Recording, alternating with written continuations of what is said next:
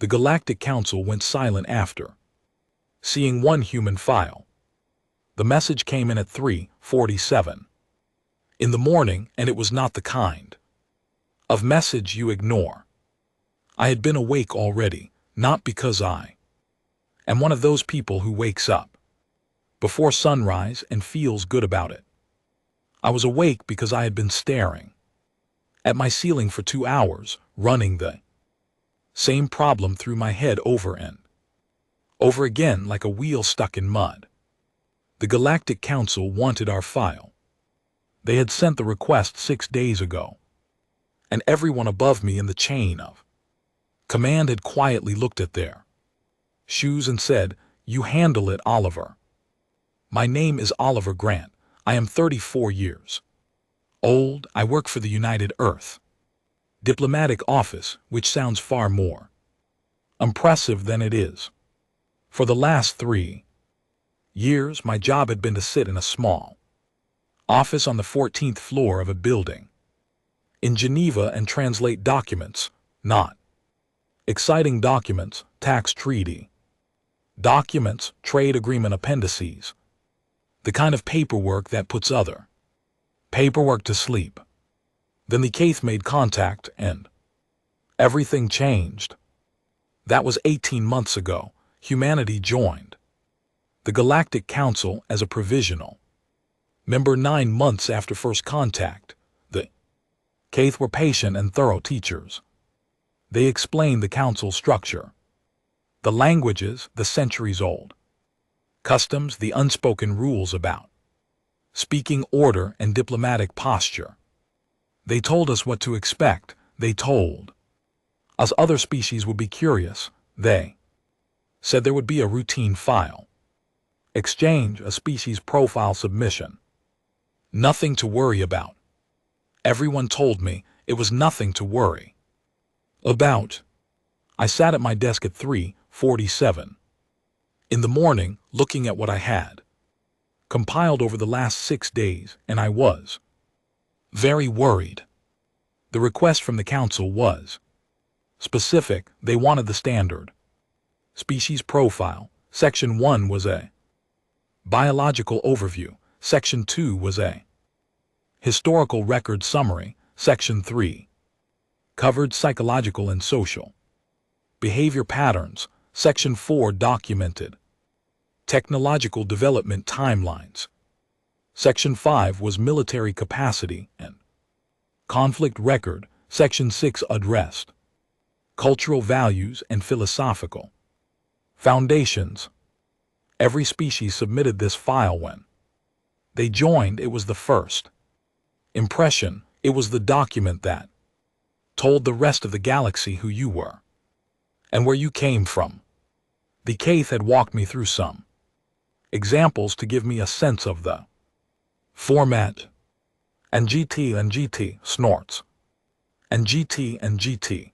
The Vrelian file was 12 pages clean and organized, mostly about their agricultural civilization and their philosophy of measured growth. The Luminari file was 22 pages, written in a style so graceful that reading it felt like listening to music. The Marath submitted 8 pages and included 3 short poems because of course they did. I had been working on hours for 6 days. It was currently 411 pages long, and I had not finished Section 5 yet. That was the problem. I want to be very clear about something. I had not invented any of it. I had not exaggerated anything.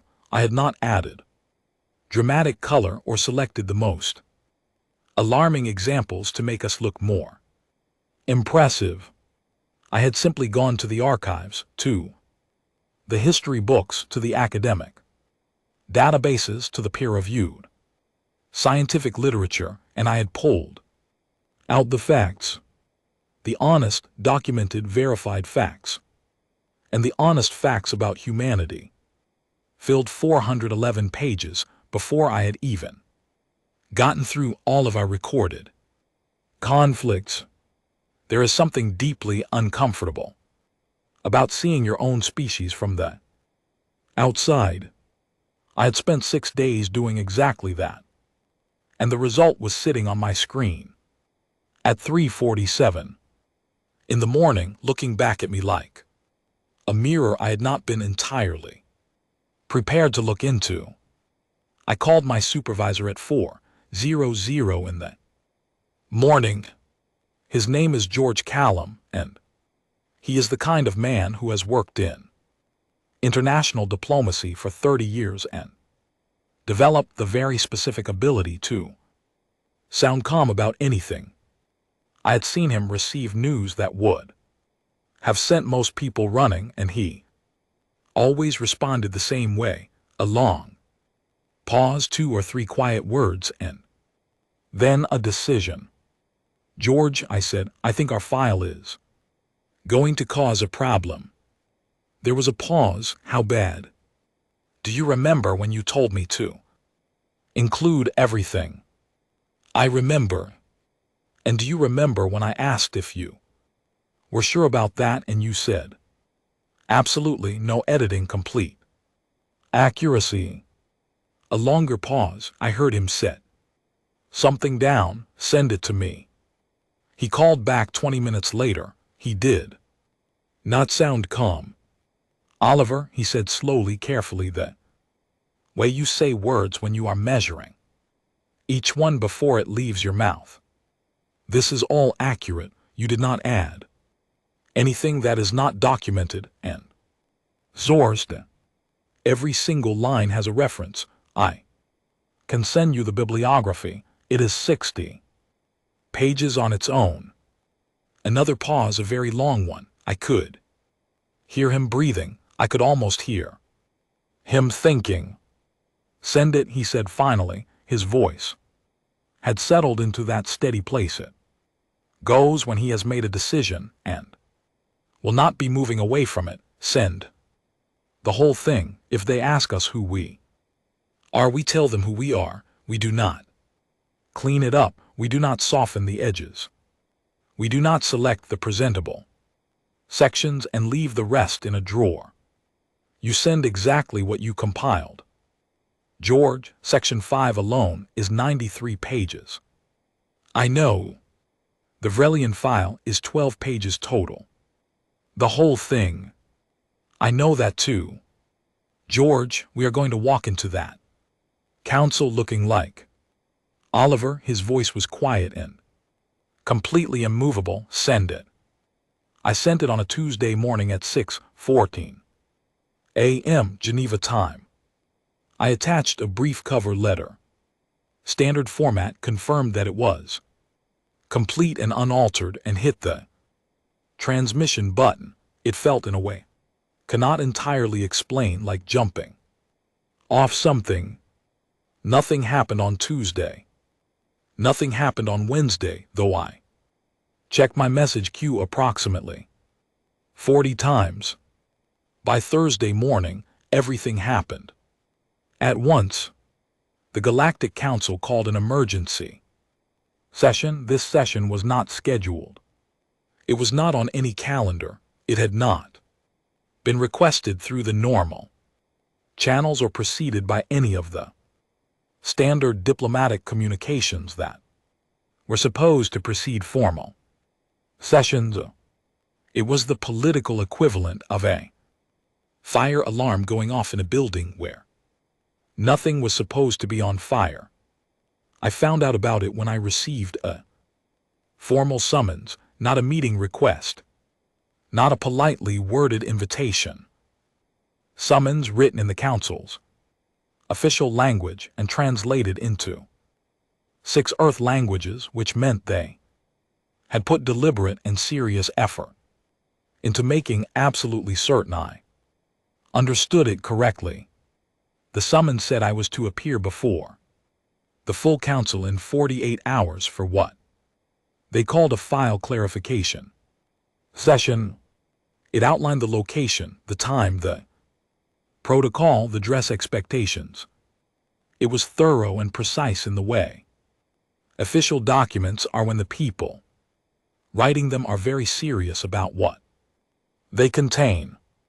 It also asked at the very bottom in language that was carefully formal and carefully polite and careful in every way one question that I read 4 times before I was certain I had understood the translation correctly. It read, the council requests confirmation, is the submitted human species file complete and unaltered? George read it over my shoulder, standing behind my chair. He let out a very long breath through his nose. What do I say? I asked. You say yes, he said quietly, and then you go and you sit in that room. And you answer every question they ask. You honestly and completely the same way the file answered them. And if they do not like the answers, he looked at me for a moment, a real look, the kind that takes stock of something, then he did something I had genuinely never seen George Callum do in 3 years of working together. He smiled. It was small and tired and completely genuine. Then they do not like the answers, he said, but they will be true ones, and that is the only kind worth giving. I packed a bag that same afternoon.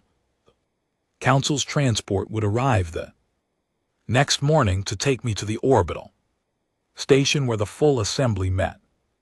Nobody else from our office was going. I would be the first human being to stand before the complete Galactic Council in a formal high-stakes session. I sat on the edge of my bed that night and looked at my hands for a long time. 411 pages. I kept returning to a moment from 3 days earlier when I had still been in the middle of compiling the file. I had been in the small archive room on the 2nd floor of our building, surrounded by stacked hard drives and printed reference documents, trying to find a sourced estimate for a specific historical period. An older historian named Dr. Charles Webb had come in to help me locate it. He was 61, white-haired, and had spent his entire academic career studying human civilization across all its periods. He was the kind of person who had read so deeply and so widely that almost nothing surprised him anymore. He had sat down next to me, looked at my screen for a while, and then started to laugh. Not a mean laugh, not a laugh at anyone's expense, a deep, warm, almost helpless laugh, the kind that comes from a place of genuine recognition. They are going to think we made this up, he said. I know, I said. He looked at the screen for a while longer, and his laugh settled slowly into a quiet smile that stayed on his face. Put it all in, he said. All of it, Oliver, every ugly piece and every beautiful piece, the disasters and the recoveries, the worst of us and the best of us. Do not let anyone convince you to leave a single section out. He tapped the desk once with 2 fingers, the way he did when he was finishing a thought and making it permanent. Whole truth is the only version worth handing to them. Anything less is not really us. It is just a picture of us that we decided to show, and that is not the same thing at all. I thought about Charles Webb the entire ride up to the orbital station.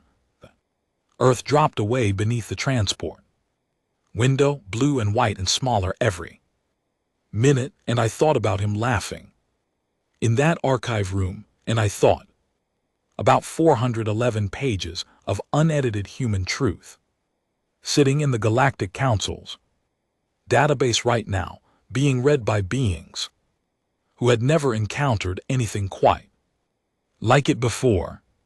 The transport docked. The door slid open. A Keth escort was waiting for me in the corridor. She was tall as all Keth are, with pale gray skin and eyes that were a fraction too large for a human face but looked completely natural on hers. Her name was Velimara. She had been one of the first Keth diplomats assigned to work with Earth's diplomatic office and had visited our planet twice. She had developed a particular fondness for standing near coffee machines which she could not consume but found the smell of deeply pleasant. She looked at me when I stepped off the transport and her expression was something I had not seen on Velimara's face before, not fear exactly, not alarm. It was the specific look of someone who has arrived at an event and discovered that the event is significantly larger and more serious than the invitation suggested. Velimara, I said, what exactly is happening in that chamber? She was quiet for a moment. That was unusual. Keth do not tend toward silence, they tend toward precision, which sometimes looks like silence but is actually very careful selection. They have been reading your file, she said. I expected that. They have been reading it for 36 hours, without stopping a session to do a business. I paused the whole council.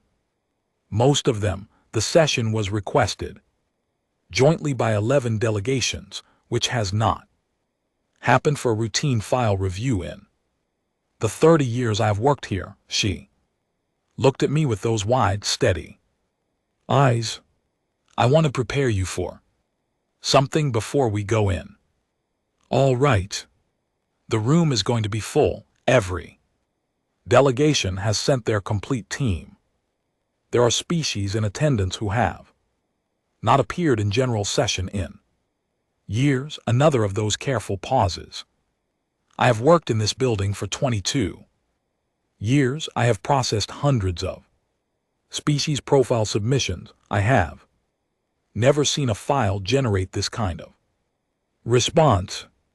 I stood in the docking corridor with Earth somewhere beneath me and the full Galactic Council somewhere ahead, and I thought about George Callan saying the only kind worth giving. Is the file going to cause us a serious problem? I asked her. She considered the question the way Keth always do. You can see it happening, the visible processing, the turning over, before the answer comes out. I do not know yet, she said honestly. But Oliver, when they ask you questions tomorrow, answer the same way the file does. Do not soften it after the fact. Do not explain it away. If you sent them 411 pages of truth, you go in there and you stand behind every page. That is exactly the plan, I said. She nodded once, then she turned and led me down the long corridor toward the council chambers, and I followed, and the door ahead of us grew larger with every step, and I understood somewhere in the part of me that had no diplomatic training and no professional comm that whatever was going to happen next was going to be the most important thing I had ever done. The file was already there waiting for me, the whole 411 pages of it. And so was the galaxy. I had thought about how the clarification session might go. I had run through scenarios in my head on the transport ride up, the same way I used to run through difficult conversations before important meetings, trying to prepare myself for what the questions might be, so the answers would come cleanly when the moment arrived. I had imagined polite confusion, a few questions about terminology, maybe some requests to define certain terms that did not translate precisely. I had imagined a formal question period, perhaps 2 hours, a handful of delegates, relatively contained. I had not imagined this. There were 41 delegations in the chamber. Every single one had sent their full complement of representatives. The room seated 300, and when I walked through the main entrance and took my place at the small podium on the center floor, it was close to capacity. 300 alien faces turned toward me at almost exactly the same moment, and the weight of that attention was something I felt physically, like pressure in the chest. Salvurith, the council chair, called for order 3 times before the room fully settled. He was Murith, which meant he was shorter and broader than most of the other delegates, with deep brown skin and eyes that shifted color in response to his internal state. Velimara had given me a basic guide to Murith eye color before the session. Amber meant concentration and moderate concern. Right now they were a steady, focused amber. We will conduct this session by section, Salvurith announced. The human representative will answer questions from the floor. Delegations will observe standard protocol. We begin with Section 2.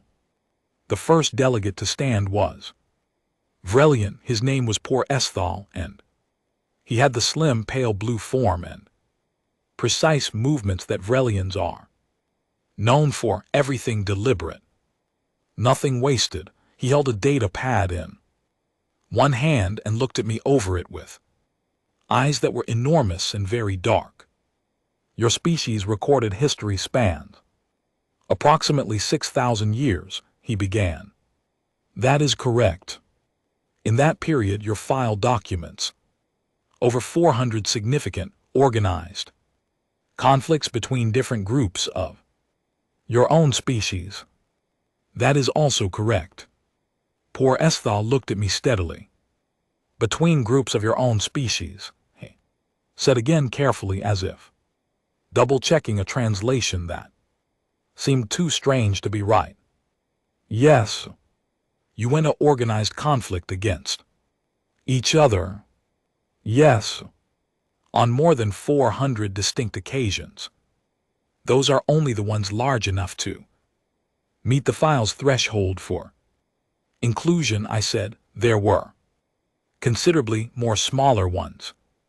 The room was very quiet. Poor Esthal looked down at his data pad, then back up at me. For what reasons? He asked.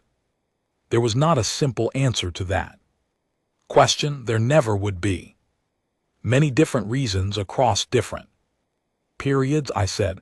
Land and resources were frequent causes, political power, and the question of who held authority over whom, religious belief and the defense of it, ideology meaning the organized belief that one way of structuring society was correct and worth defending. Sometimes old grievances passed down through generations that had become more important than their original cause.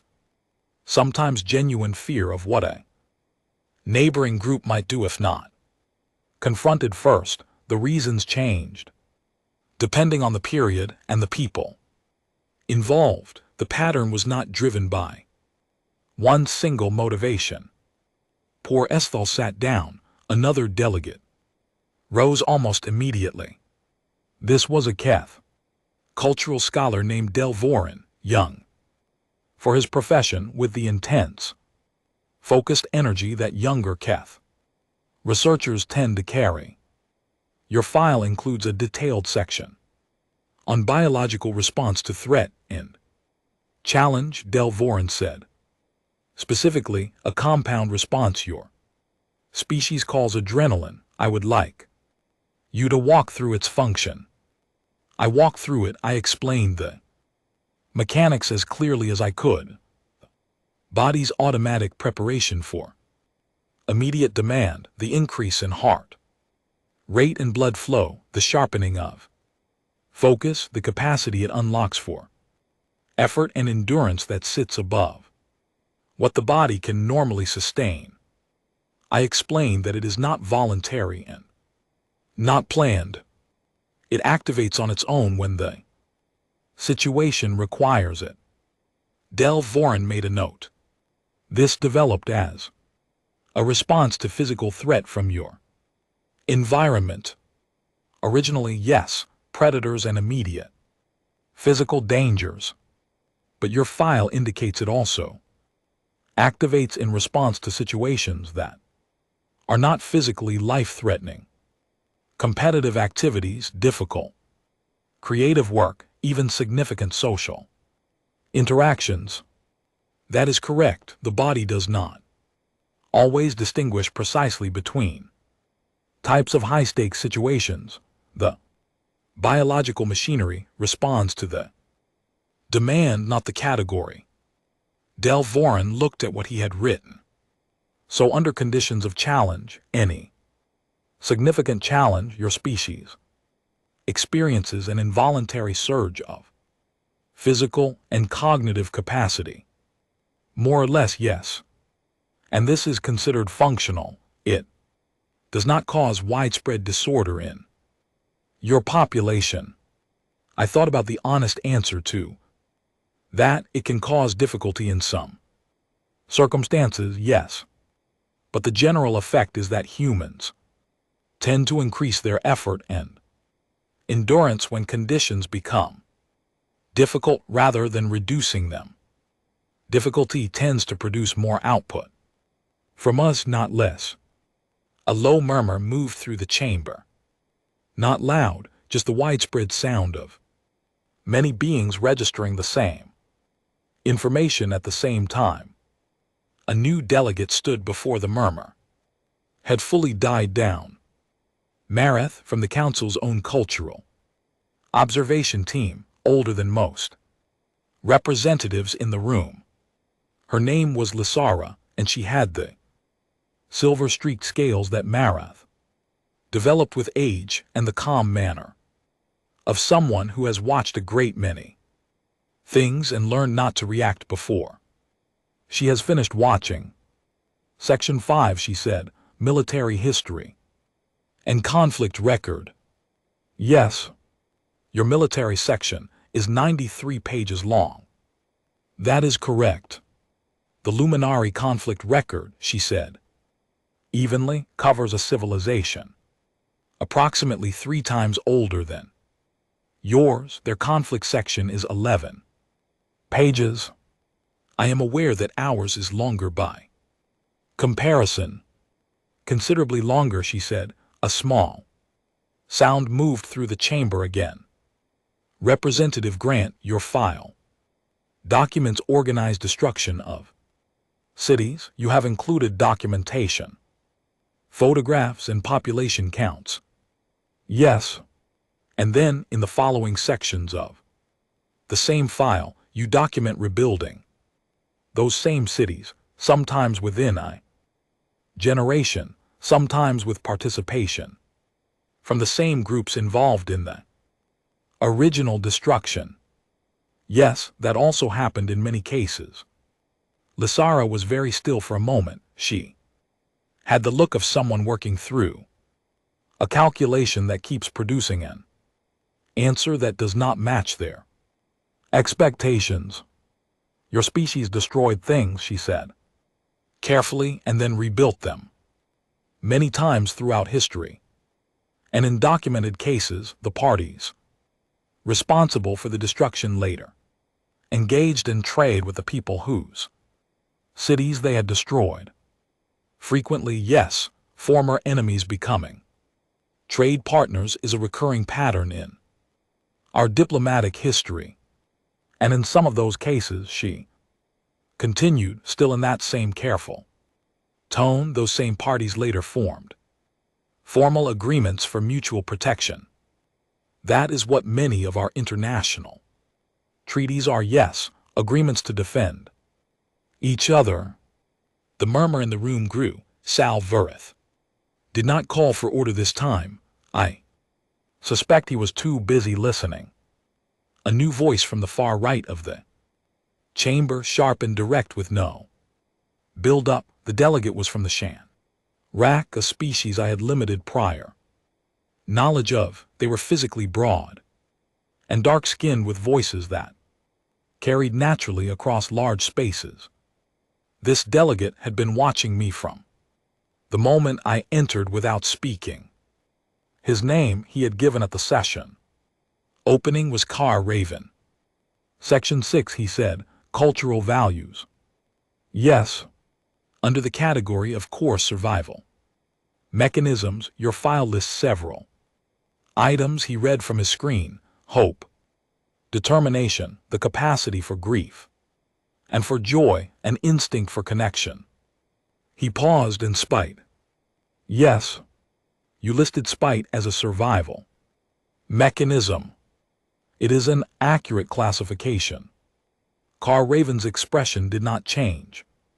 His voice did not rise, but the quality of his attention sharpened in a way I could feel from across the room. Explain that spite in the human context, I said, is the refusal to fail specifically because someone expects you to fail or because the situation has made failure seem like the only rational outcome. It is not a dignified motivation. I want to be clear about that. It is not something we are proud of as a defining characteristic, but it is real, and throughout our history, it has driven individuals and sometimes entire groups to survive situations where the logical assessment said survival was not possible. Sometimes the only thing keeping a person going is the unwillingness to let the circumstances win. We included it because we said we would be honest, and honestly, spite has kept humans alive on more than one occasion. Car Raven sat down slowly. He said nothing else, but he did not look away. A quieter voice from a different corner. The Shan Rak cultural delegate named Myra Saul, older than Car Raven, with a stillness about her that marked her as someone who did most of her work in silence.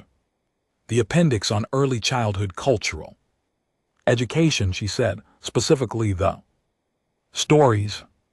Yes, your species tells stories to very young children that involve danger, loss, difficult journeys, and threatening figures.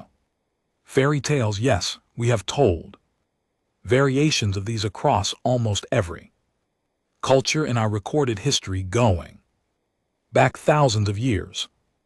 These are told to children who have no capacity yet to protect themselves from actual danger. Yes, Myra Saul set her data pad down and laced her fingers together on the table. Why? She asked. It was a clean, simple question with a genuine answer behind it. I took a moment before I responded. Because we want them to know early that the world is not always safe, I said. That is true, and we believe they are better served knowing it than not knowing it, but that is only part of the reason. The other reason is that every one of those stories ends with someone facing the difficult thing, someone small, someone afraid, someone who by every measurement should not be able to succeed, and they find a way. We do not tell our children that danger does not exist. We tell them that it can be faced, that people before them have faced it and found their way through. I looked at Myra Saul directly. We think that is more valuable to give a child than protection from the idea of difficulty. Myra Saul looked at her hands. She did not say anything for a long moment. Salverth called a recess 20 minutes later. No one left the chamber. I sat at the podium and watched 300 alien representatives lean toward each other in every direction, speaking in low voices in a dozen languages simultaneously. Velimara brought me water and stood near me without speaking, which was more supportive than most words would have been. You are doing well, she said eventually. Are they going to vote against us? I asked her quietly. She was honest in the way she always was. I do not know, but Oliver, that last answer about the stories, she stopped. Something shifted in this room. When you said that, I could feel it. I looked out at the chamber full of faces, still reading our file, still comparing sections, still working through what it meant that one species could contain so many contradictions and still be standing here. We are not an easy thing to categorize, I said. Velimara made the small sound that for Keith is equivalent to a slow, tired smile. No, she said, you are not easy at all. Salverth called the session back to order. The questions resumed. They asked about medicine and why it developed alongside weapons, whether those two things emerging in the same civilization struck us as contradictory. They asked about music and visual art and why we created them during periods of extreme hardship. They asked why we buried our dead with ceremony rather than efficiency. They asked about laughter and whether it was really an involuntary biological response or something we chose. Every answer I gave was honest. Every answer produced more questions. The session ran for 4 more hours after the recess, and by the end of it the room felt different than it had at the start. Not comfortable, not settled, but different. Like something had been opened and the contents were still being looked at from all sides. The session ended without a vote. Sal Verath announced a full recess. The duration would be determined by the council's internal deliberation. I walked out of that chamber with every question they had asked me still running through my head, and I knew that whatever came next, the file had already done its work. They had seen us, every page of us, and now the only question was what they were going to do about it. They did not give me a duration for the recess. Velimara told me these things were typically measured in hours. She said 3 days at most, usually much less. The recess lasted 3 days. I stayed on the orbital station. My quarters were comfortable in a spare, functional way. A narrow bed, a desk, a wide window that looked out at a deep scatter of stars with no horizon to interrupt them. They brought me meals at regular intervals and left me largely alone, which was either courtesy or strategy, and I could not tell which. I slept poorly and read what I could find in the station's accessible library, which was not organized for human preferences but was interesting anyway.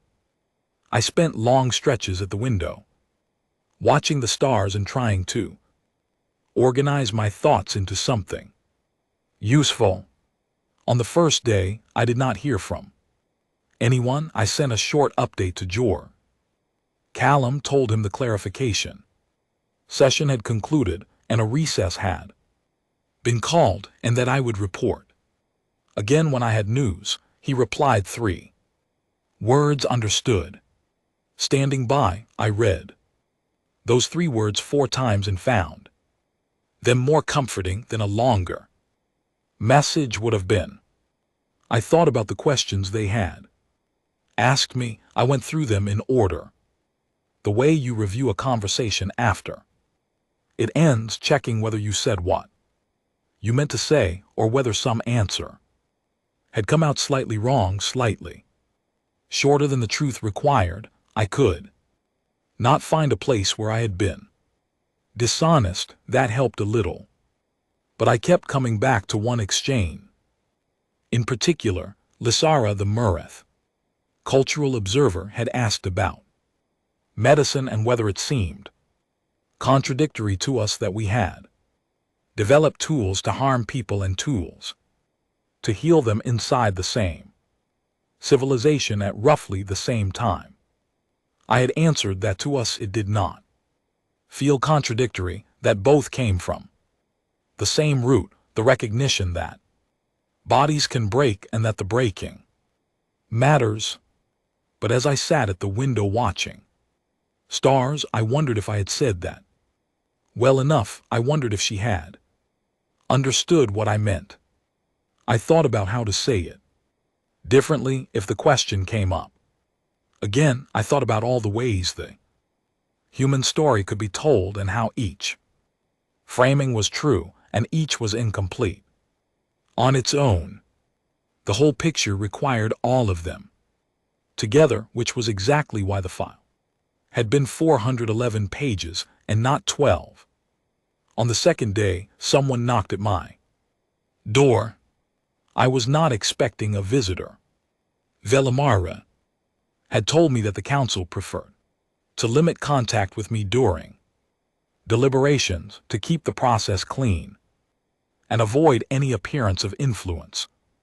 When I opened the door, I found a Keth woman I had not seen before among the station staff. She was older than Velimara, older than most of the Keth I had encountered, with fine silver lines running through the pale gray skin of her face and the backs of her hands, the way Keth show years. Rather than wrinkles, she carried herself with a specific kind of quiet that was different from the professional stillness of the younger researchers. It was the quiet of someone who has seen a great deal and no longer needs to perform attentiveness because it has simply become how they exist. She gave her name as Scholar Nell Avar.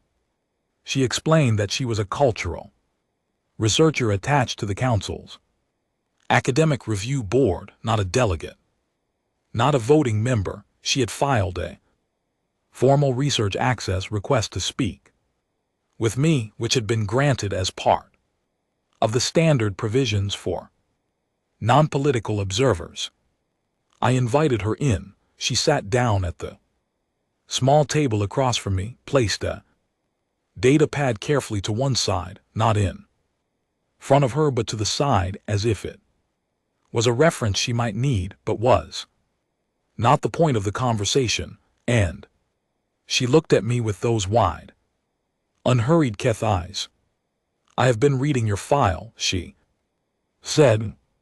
"I have gathered that most of the station has," I said. "I have been reading it for 37 hours, without significant break." I looked at her. "The whole thing?" "Twice," she said, "beginning to end." "Twice. I am currently partway through a third reading of the psychological and cultural sections."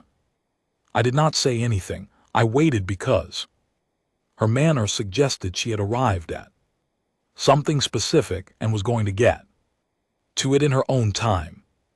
"I want to tell you what is happening in the closed sessions," she said. "This is not information I am authorized to share. I want you to know that I am sharing it because I believe it matters for what comes next and because I think you deserve to understand what you are walking into." "I appreciate that," I said carefully. "The council is deliberating across 3 distinct positions regarding your membership status," she said, "not 2, as these situations usually produce 3. "What are they?" She did not hesitate. "The first position is restriction, limited membership access, reduced integration into council systems and information sharing, closer monitoring of your civilization's development than any other provisional member has ever been subjected to. This position is held by delegations that read your file and reached the conclusion that a species with your conflict history and your speed of technological development represents a variable they cannot predict reliably. They are afraid of what we might do," I said. "They are afraid," she said, "of a species that organized itself for conflict repeatedly across its own history and still reach the stars. They are asking what happens when a species with that level of internal drive turns its attention fully outward. She met my eyes. It is not an entirely unreasonable concern. I want to be honest with you about that. I understand it, I said. If I were them, I would probably ask the same question. The second position is full membership, with immediate integration. Delegations holding this view read the same file and arrived at a different conclusion. They are not alarmed by your history. They find it significant in a different way, a species that survived what yours survived and still built the institutions you have built, still developed the values you documented, still reached outward rather than collapsing inward. They see that as a profile worth having at the table. They believe your resilience is an asset to the council, not a threat. And the third position, I asked. Nell Avar was quiet for a moment. She looked out the window at the stars. The third position, she said, is not primarily about strategy at all. It is the one that has my colleagues most unsettled and the one I have been thinking about most since I began reading your file. I waited. Some of the philosophers and cultural scholars on the council, Murith, observers, a few luminary researchers, some of my own Keth colleagues are troubled by something that goes deeper than whether you are a risk or an asset. Your file has forced a question that peaceful, guided civilizations have not had to seriously ask themselves before. What question? Every council species that achieved space flight did so through a development path that was relatively stable and internally cooperative. We had guidance or peace agreements or gradual consensus building over centuries. We did not develop the way you did, through pressure, through loss and recovery repeated so many times that it became, as your file documents, a core feature of your psychological profile. She paused and looked back at me, and yet here you are, functional, advanced, capable of everything we are capable of, in a fraction of the time, through a path that by every model we have should have ended in self-destruction several times over. I was starting to understand what she was really saying. They are wondering, I said slowly, if the peaceful path is as strong as they thought it was. They are wondering, she said, whether civilizations that developed without being tested the way yours was tested have actually been made stronger by that, or whether they have simply never found out what they cannot withstand. She set her hands flat on the table. Your file does not just describe a different kind of species, it implies a different theory of what makes a civilization capable of surviving a genuinely difficult universe, and some of my colleagues are not comfortable with that implication. The room was quiet for a long time. Outside the window, the stars did not change. Nell Avar, I said, can I ask you something personal? Yes. What do you think? Not your colleagues, not the council positions, you having read the file twice and been working on a third reading. She considered it the way Kath do everything, visibly, carefully, with the patience of someone who believes the quality of the answer depends on the quality of the consideration that precedes it. I think, she said slowly and with precision, that your file is the most honest document I have ever received from a member species. Every profile we review is curated, deliberately constructed to show a civilization's best understanding of itself, its achievements, its philosophy, its cultural pride. The difficult parts are minimized or absent. The presentation is always a managed one. She looked at me steadily. You send us everything, the parts that reflect well on your species and the parts that do not. And somehow, reading all of it together, the complete unfiltered picture of what you are and where you came from, it is more compelling than any curated version could have been, because it is real. I cannot doubt it because you did not try to make it presentable. I looked at the table. She stood and picked up her data pad. At the door she paused. I have one more question, she said. Personal one. Go ahead. Your file documents a recurring pattern across your history, individuals and sometimes whole communities choosing to release long-held grievances. Not forgetting your historical records are clear that this is not the same as forgetting, but choosing not to carry the weight of it forward across very different cultures and very different circumstances. This pattern appears consistently. Yes. How? She asked simply. How does a species that feels things with the intensity your file describes, that grieves the way you grieve, that is as capable of sustained anger as your history shows, how does it choose that? Where does that come from? I thought about it for a long time before I answered. The honest answer was not short. It does not always choose it, I said. I want to be clear about that. There are cases throughout our history where it did not happen, where the weight was carried forward and made things worse. We have plenty of that too. I paused. But when it does happen, when someone chooses to let go of something they have every reason to hold, I think it comes from a specific understanding. The understanding that the harm that was done to you is already real and already finished. It is a fixed point. Nothing changes it.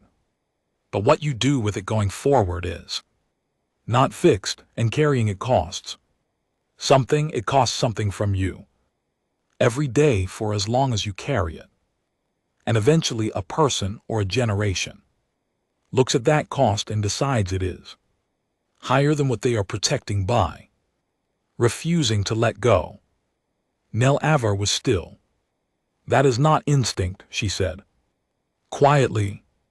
No, I said, it is not biology. It is a choice, a hard one, but a choice.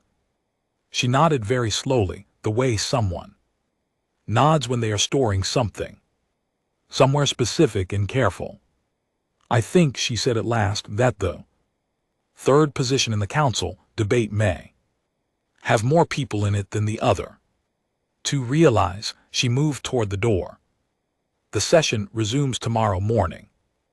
Be ready. She left. I sat at the window until the light in the room changed and the stars outside shifted slightly with the station's slow rotation, and I thought about everything she had told me.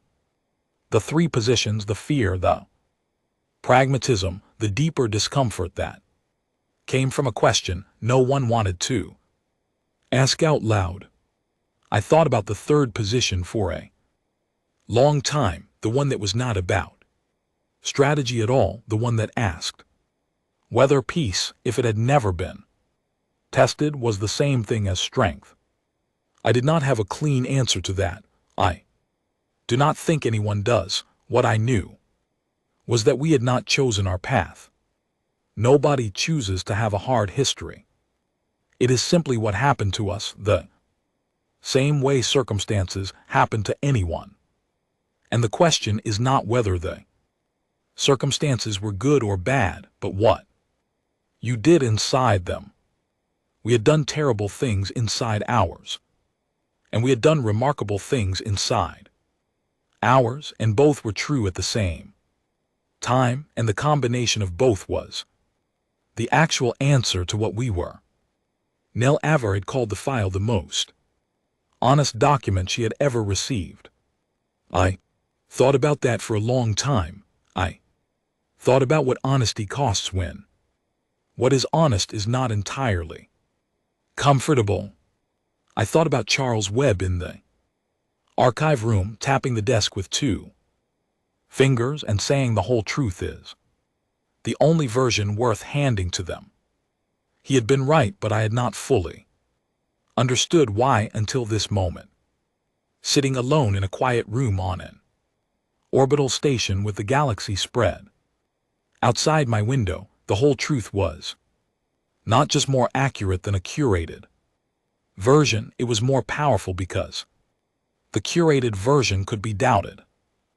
Version selected for its best moments raised an obvious question: what are you not showing us? But a version that included the difficult parts, the parts no one would choose to share if image were the goal.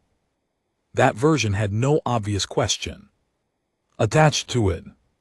You could look at it and know you were seeing the thing itself, not a performance of it.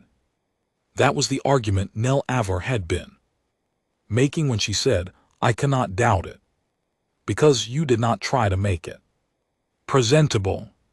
She had read a document that was honest in the most uncomfortable way, and the discomfort was exactly what made it trustworthy. I sat with that for a while.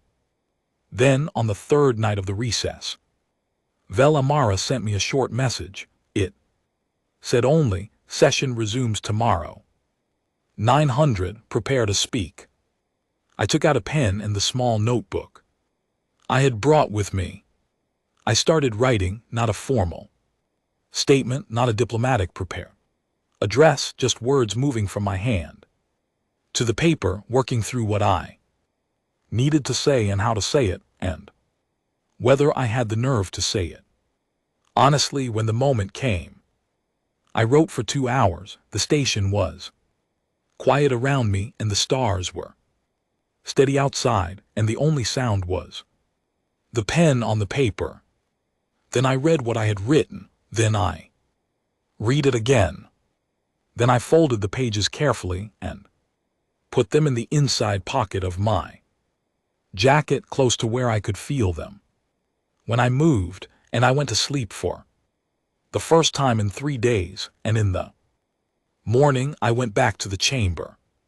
The door was heavier this time. I do not know if it actually was, or if I just knew better what was behind it.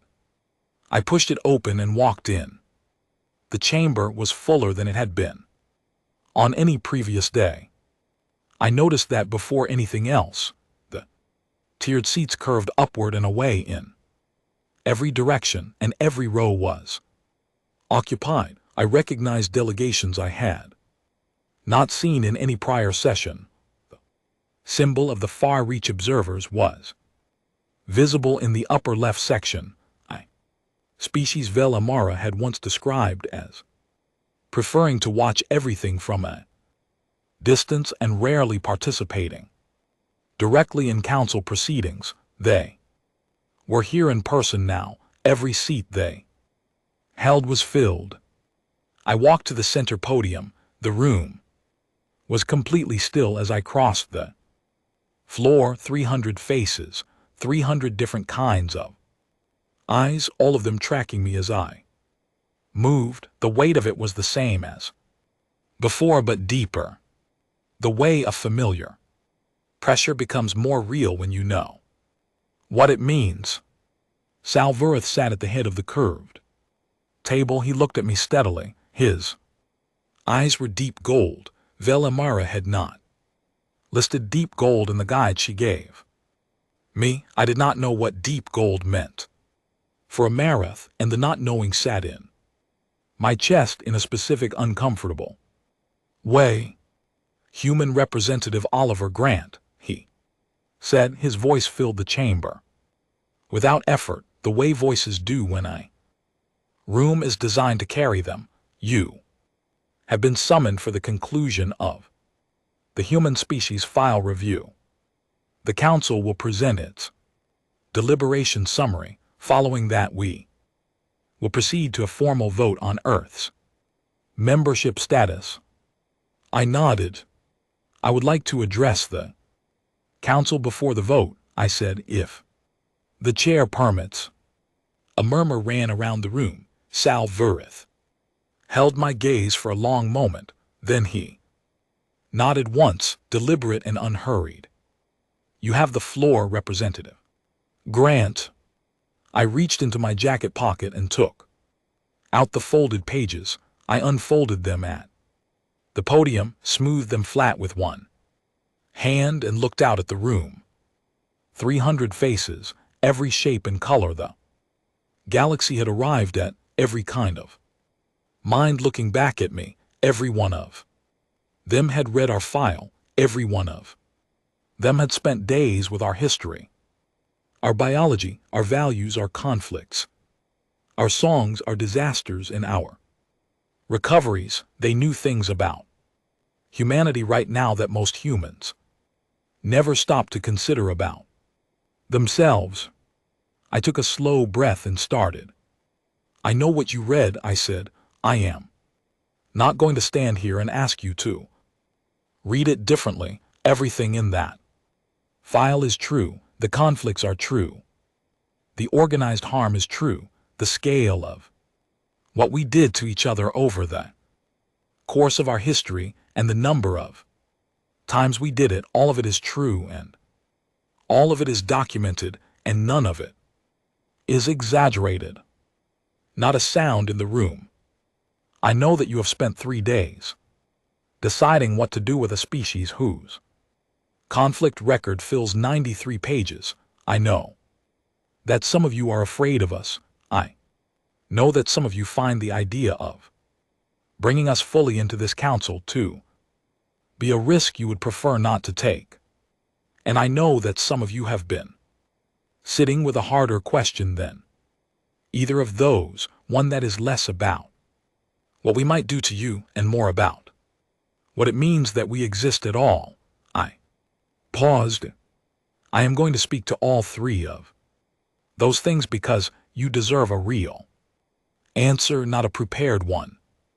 Saul Viruth was very still. Myra Saul in her corner seat had her eyes fixed on me. Carr Roven sat with his arms on the table and his full attention forward. We knew exactly what we were sending. When we submitted that file, I said, my supervisor made the decision, and I want to be clear that he did not make it casually. We could have sent you 12 pages. We could have selected the most impressive sections of our history, our scientific achievements, our art, our philosophy, our most significant acts of courage and cooperation. There are enough of those to fill 12 pages easily.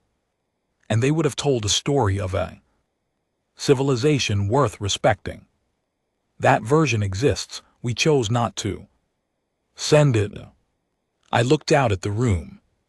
We sent you everything because we believe something specific, not as a diplomatic strategy, not because it was the clever move. We believe that you cannot build real trust on a curated version of yourself. You can only build real trust by letting someone see the complete picture and deciding to work with you anyway, the version that includes the parts you are not proud of, the version that shows you the way you actually are, not the way you would prefer to be seen. A small sound moved through the room. Not a response, just the ambient sound of people continuing to breathe and listen. We sent you the conflicts because they happened. We sent you every difficult section of our history because those sections are not separate from who we are. They are part of what made us who we are, and I want to explain what I mean by that because it is the heart of everything else I am going to say. The hospitals came after the Destruction, not despite it, because of it. Because enough people lived through enough loss to understand what it costs to do nothing, and because that understanding became part of our culture and part of our laws, and eventually part of how we teach our children. The peace agreements came after the conflicts. Laws that protect people came after long periods of those same people not being protected. We did not build the good things in spite of our history. We built them from it, from the specific knowledge of what happens when those things are absent. I looked at Delvorin's section of the room and then at Lysora's. We are not a safe species. I am not going to stand here and tell you that. We feel things strongly. We push into situations that a more careful assessment might suggest avoiding. We take risks that do not always work out. We have caused harm, and we have the documented capacity to cause more. Our file does not hide any of that, and neither will I.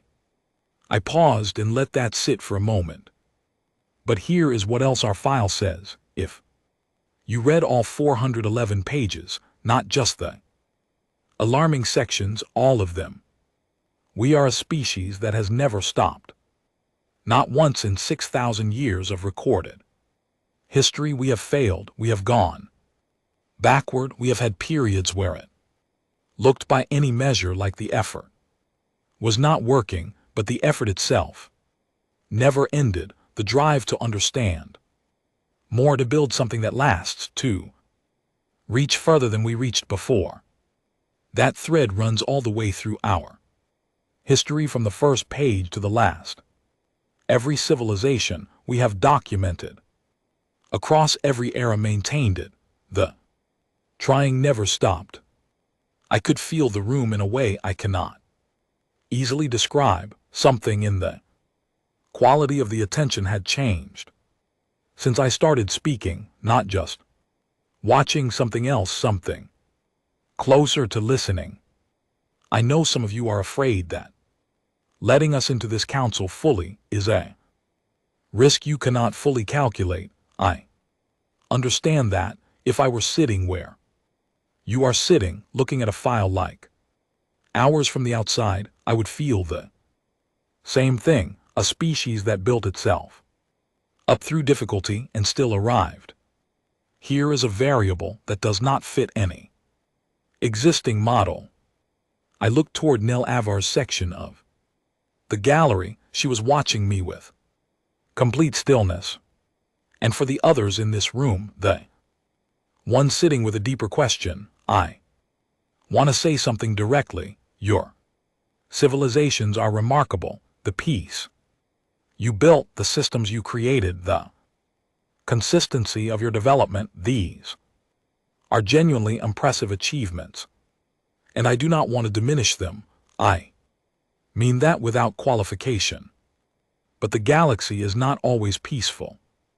You know this better than I do. You have been part of it longer. There are things in this universe that do not respond to diplomacy and do not respect carefully built systems. There are situations that do not resolve through harmony. When those situations come, and they will come, and some of them have come before, you need at this table a species that has been there, that has been in the moment where every calculation says there is no good outcome and found a way through anyway. A species that has every rational reason to stop and did not stop. I looked at Saul Viruth. We are the species that destroyed things and then rebuilt them, that made enemies and over time forgave them, that invented tools to cause harm and also invented laws to limit that harm, that wrote music in our worst years and kept writing it, that told our children stories about difficulty so they would know that difficulty can be faced. We are full of contradictions. We always have been. We are not going to become Simpler, we are not going to become. Easier to categorize. We are the species that looked at an indifferent universe and decided, not once but across 6,000 years and across more failures than I have counted, that it was worth the continued effort to be kind, that it was worth building things even when they got destroyed, that it was worth trying even when trying had not worked before. I picked up the pages from the podium.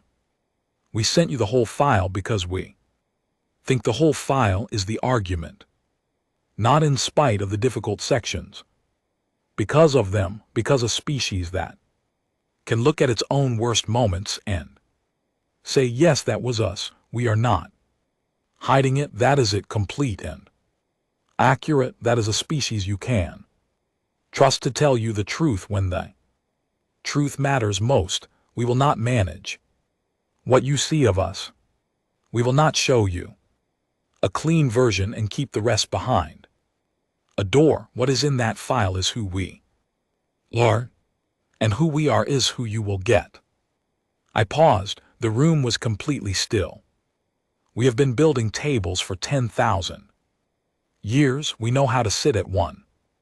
The question is whether you will let us.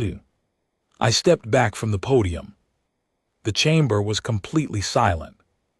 Not the tense waiting silence of the clarification sessions, not the careful, professional silence of a room maintaining protocol. This was different, the kind of silence that follows something that has landed, that has settled, that has found its place in the room and is simply sitting there, being real. Saul Viruth looked at me across the length of the chamber floor. His eyes had shifted to a color I had not seen before on any Marath, something between gold and silver, a quiet still color that Vila Amara had not listed in her guide. I had no idea what it meant. I hoped it was not bad. He was quiet for a long moment, the kind of moment that has weight. Then he turned to the room and said, quietly and without ceremony, the council will vote. I stepped back to the edge of the floor.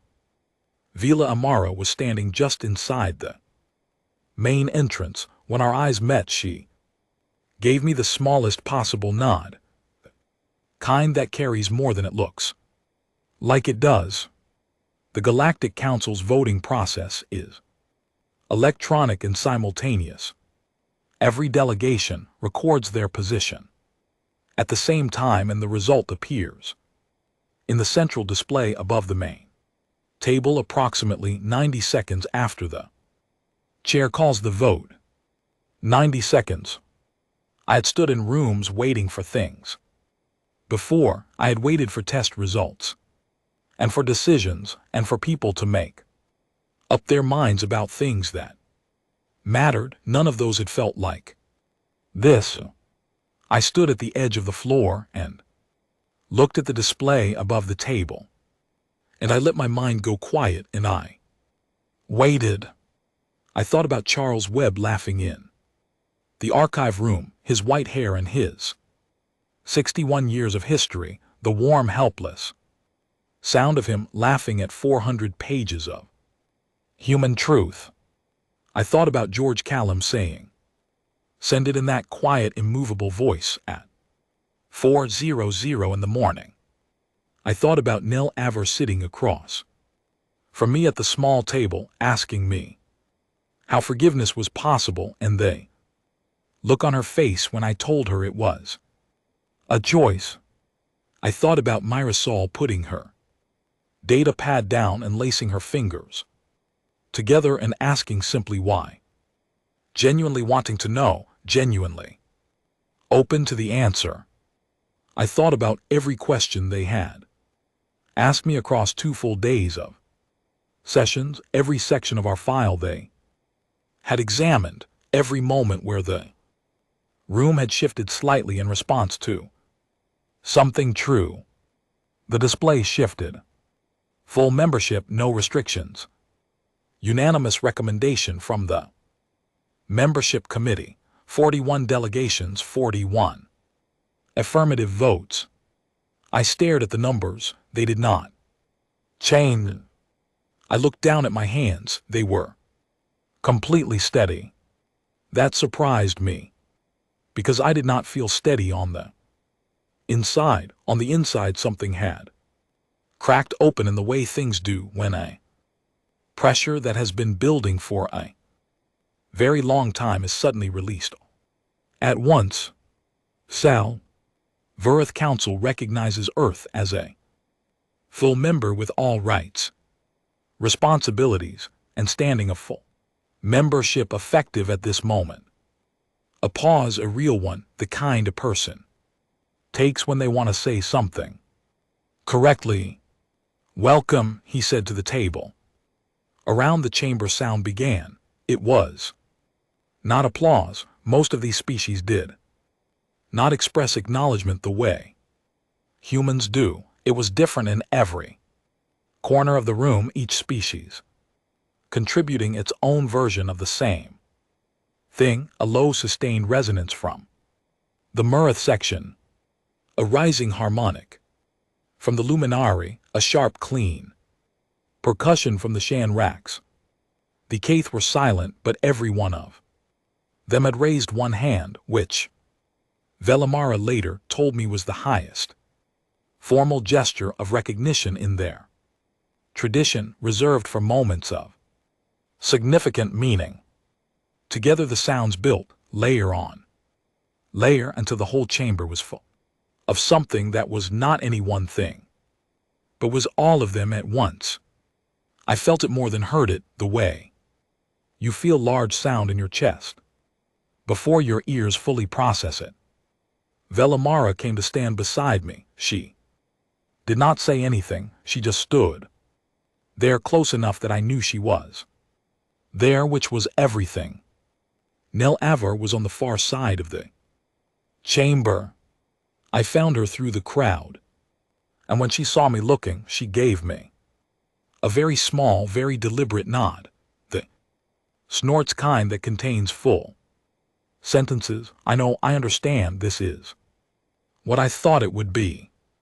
Marisol was speaking quietly to Car Oven. As I watched, she stopped in, turned and looked at me across the distance, and her expression had the quality of something long held finally released.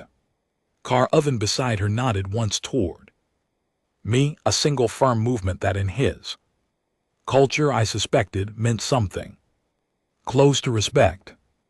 Delvorin, the young Kaith researcher, had his data pad out and was writing rapidly, which I found somehow deeply satisfying. Lee Sora from the Mirth observation team caught my eye and held it for a moment before inclining her head.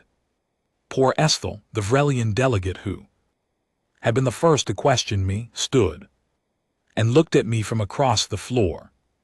He was not the kind of person whose face moved much, but something in his posture had changed since the beginning of the first session, some quality of the watchful, careful tension he had carried throughout. It was quieter now, not gone, just quieter.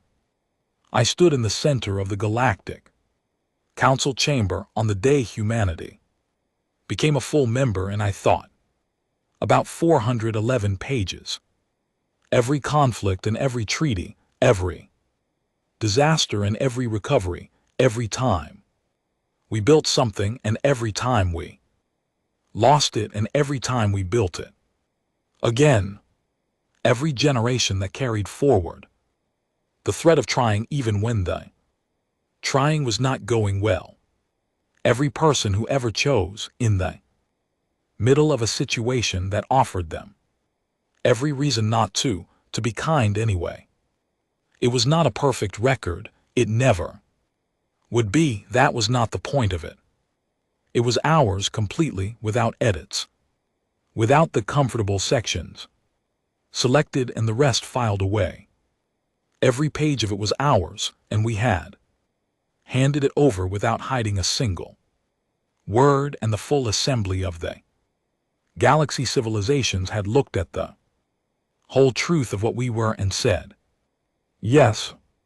I reached into my jacket pocket and took out the folded pages. I held them in my hand for a moment. Just held them, feeling the weight of the paper and what it meant. Then I put them back carefully and left them there.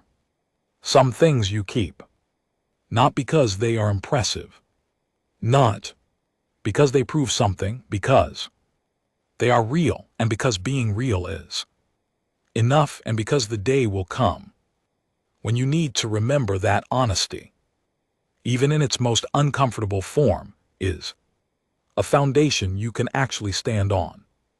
The sound in the chamber gradually settled. Delegates began to move.